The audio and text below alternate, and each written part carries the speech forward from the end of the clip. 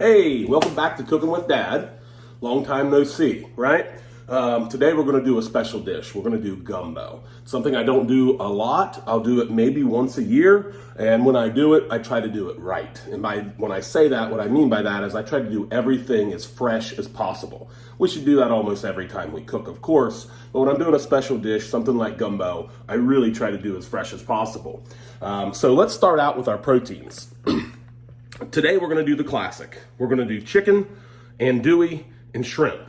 Again, I would recommend as fresh as possible. You know somebody local that butchers chickens? Use that. You know somebody that makes sausage or andouille? Get that. And if you're lucky enough to live somewhere where you can get some fresh seafood, 100% do that. We'll get back to all these in just a moment. We're going to actually look right now and start looking at our vegetables and the rest of our ingredients.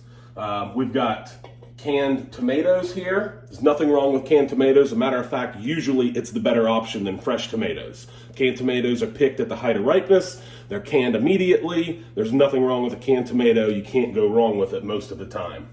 The one area that I did cheat a little bit, I had to, it's the middle of December, it's the middle of Ohio. I wasn't able to get fresh okra. I had to actually get frozen okra, but they were frozen whole, and I was able to slice them and get those ready. We'll get back to those in a little while. Most importantly, we're putting together our base here. And all cuisines have a classic base. So you got mirepoix, that's your French cuisine. So mirepoix is going to be onions, peppers, and carrots. That's classic French base starts. You go to something like Mexican dishes, you have sofrito. So that's gonna be garlic, onion, and tomato. Cantonese dishes, things that we would refer to as Chinese. Most takeout Chinese dishes are actually Cantonese dishes. So that's going to be garlic, onion, and ginger. So they all have their own little base. Today, the backbone of the Cajun and Creole cuisine is something called, I'm not joking, the Holy Trinity. And the Holy Trinity is onion, bell pepper, and celery. Yes, so usually it's also green bell pepper only, but I am going to put some red bell pepper in. Doesn't change the flavor a lot, gives it a little bit of a visual. You get some colors in there. Also, the other thing before we move on, when you're going to do celery, do not throw away the celery leaves. That is a beautiful herb. It adds a very good aesthetic. It's green and leafy. Chop those up, throw those in when we put our herbs in, which are some of the last things that we'll do. We'll get there eventually. So I'm going to put together the Holy Trinity here. I'm going to slice up this, chop up this carrot or the celery, put it in here with the onions and pepper, put another bell pepper in there. We've got a couple tablespoons of olive oil. We're going to let those start getting loosened up and translucent. We'll move on and start working with our chicken and the rest of our meats. We'll pick that up as well. And then really the centerpiece of today's gumbo making is going to be making our base for the actual soup itself, including making our roux. And that's a very important part of making gumbo and a very important part of making most soups. So I'm going to put together the rest of the Holy Trinity. We're going to get our meats going, and then we'll come back and see how it all goes together. All right? See you then. All right, welcome back. We've got our Holy Trinity set up here, starting to go pretty good there in the olive oil. And then now we're preparing our meats. So the chicken, all you have to do is get it off the bone. You can bake it, you can boil it, you can put it in a crock pot. Personally, I go the easy route, Instant Pot. So I've got my chicken in the Instant Pot now. No spices, nothing in there, just chicken and water. But we will not let that water go to waste. Once it becomes chicken broth, essentially. And speaking of that, we do a little bit something different with our broth and with the shrimp. So a couple things with the shrimp. I understand, even myself here in Ohio, I don't have the access to fresh seafood. However, get it as fresh as you can. Do not get it cooked, and do not get it with the skin off, okay? Keep the skin on. It's going to keep it fresh. It's going to keep it, and also we can use the skin, and that's what I wanted to cover with you. So what I did was I had 2 pounds of shrimp.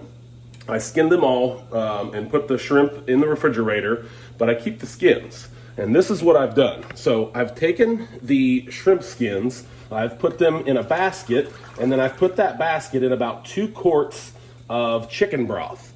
And I'm going to turn this, right now it's on medium. I'm going to turn this up just a little bit. I want to get this to a simmer boil type of area. Then I'll turn it down and kind of let it set there. And we're going to create a chicken slash shrimp broth here. I do the same thing when I do shrimp and grits.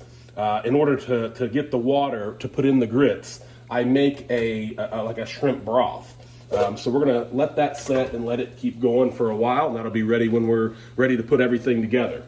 We've got our andouille. We have it sliced and cut, okay? I prefer the half circles, not the whole circle. It's probably just me. I just feel like it distributes better in the soup itself. Then the other thing that we're going to do while we're waiting for our meats to get cooked up is we're going to get our herbs ready. Again, I'm hanging on to these celery leaves.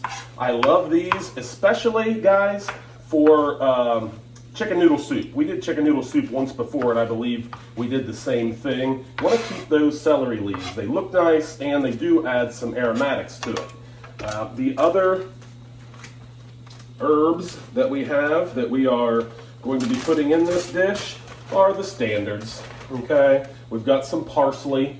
We're going to get together. We've got thyme, fresh thyme. Now, some recipes will actually call for dried herbs in your gumbo. I'm not down with that. I like the fresh herbs. I think I've mentioned before, the one place that I and the great Alton Brown disagree is with rosemary. He does not like it. I absolutely love it. And then finally, we have some fresh sage here to go in. So we'll get all those together, and they can all be in one big bowl. All the herbs are going to go in at the same time. So all you got to do is chop those up, prepare them, put them in a bowl, just like we have our okra cut up and ready. That'll go in at about the same time as the herbs as well. Aromatics, fresh herbs, we're going to put them in almost last. Okay? So we got our shrimp chicken broth going. We've got our andouille ready, we've got our shrimp ready, and we've got our chicken in the Instant Pot. We also have our Holy Trinity. It's getting going here. These are getting a little bit translucent. We're getting really close. Next up, when we come back, we're going to put together the roux and then start to put this whole thing together. Okay? We'll be right back. Okay, time to make the roux. Roux can be made with any equal parts of any kind of fat, and so butter, lard, peanut oil, whatever it may be, any type of fat, and then you want equal parts flour. I use good old-fashioned plain shortening. So I've got a cup of plain shortening in here. I've got it heating up. I've actually got it on high. I'm going to turn that down a little bit. And now we've added in most of our flour in here. We're going to add in the rest of it now. So we've got a cup of shortening and a cup of flour in here. And it's going to start creating like a paste. Okay, you can see it's starting to thicken. When I move here, you can see it's taking it a minute to come down. So this will burn very easily. You have to continuously whisk this. There are different ways to make roux. Some people will get to this point and then they'll put this whole thing in the oven and bake it. Not the biggest fan of that. You can buy pre-made roux also in jars. I've never done it, to be honest with you. I have no idea what the quality of that is. So as I'm looking at my roux now, looks like it's thick, but it's not quite where we need it to be. So I'm going to add a little bit more flour here. Just thicken that up. You want it, again, to be kind of like a paste. There we go. Things are looking much better here. Now, I'm not just tipping this pan so you can see it. I'm actually distributing the heat. So I'm going to put it down. I'm going to get this pan hot. It's going to get bubbly. Then I'm going to pick it back up off of here and then just make sure nothing's sticking. And we are just baking and cooking that roux. Okay, I'm not going to make you watch this for 15 minutes, but we are going to do exactly this for about 10 to 15 minutes, making sure everything's cooking correctly and cooking evenly. And you can see the color of that roux right now, kind of a pasty, nutmeggy looking color there. When we get back, you will see how much it has changed. Darker the roux, the more flavor in your whatever you're making, in your soup, in our case today, in our gumbo. So give us about 10-15 and you will see when we get back how this has changed. Okay, we're about 5 to 7 minutes in now. You can see this has become much more of a paste. Okay, and now we have to be even more careful. You can also see the color is darkening up. So we are going to continue this. Don't burn the roux. Just keep her going. Tip it up. If it gets too hot, get some of that heat off of there. You can also, of course, turn it down a little bit. Keep it moving. You can see we're starting to get a little bit of a smoky, maybe a steamy, smoky kind of flares coming off of there. And it's starting to look very good. Now you can see how that's darkening up now, right? Darker we get, more flavor we have. Okay, here we are. Our roux is just about done. Now, some people will cook this down even to like a brick red. It's not what we're gonna do. We're right here at a very good, like caramely, mapley look. Perfect for our gumbo. And now we're ready to add everything else. So we want to add first our chicken shrimp broth.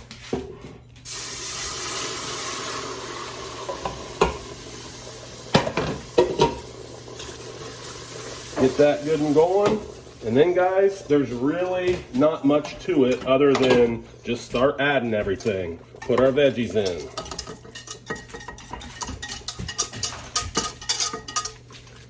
Get that going good. Put in a couple more quarts of stock and broth. And here we go, chicken stock. And then we'll go chicken broth.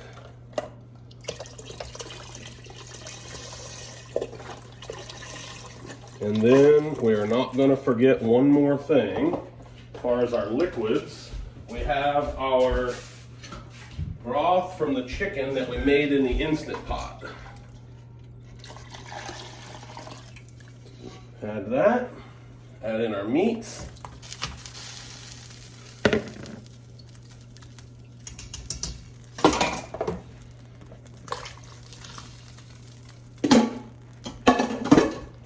Don't forget our okra. Our aromatics, of course. Gonna put in our cans of tomatoes. And we're gonna mix it up. And that is looking pretty darn good. We're gonna let this go for a little bit, let it come back up to heat. Then we will add our shrimp. And when we get back, we'll be ready to bowl up. Okay, 3 things left to add and then we're done. Also, we started our rice. Now, do you think we just cooked that in water? Absolutely not. That's our chicken and shrimp cooking in there, the chicken and shrimp broth cooking in there with the rice. Then, of course, we have shrimp. Shrimp's gonna cook very quick and very easily. It's usually almost always the last thing you're gonna add. I've went to 2 pans, by the way. Almost overflowed. So we've got a few shrimp left over for our second pan here. Then we're gonna add, of course, Tony's. Everybody knows the Tony's, right? We're gonna add a little Tony's to this, a little Creole Cajun, a little bit of a kick, and one last thing, one simple lager.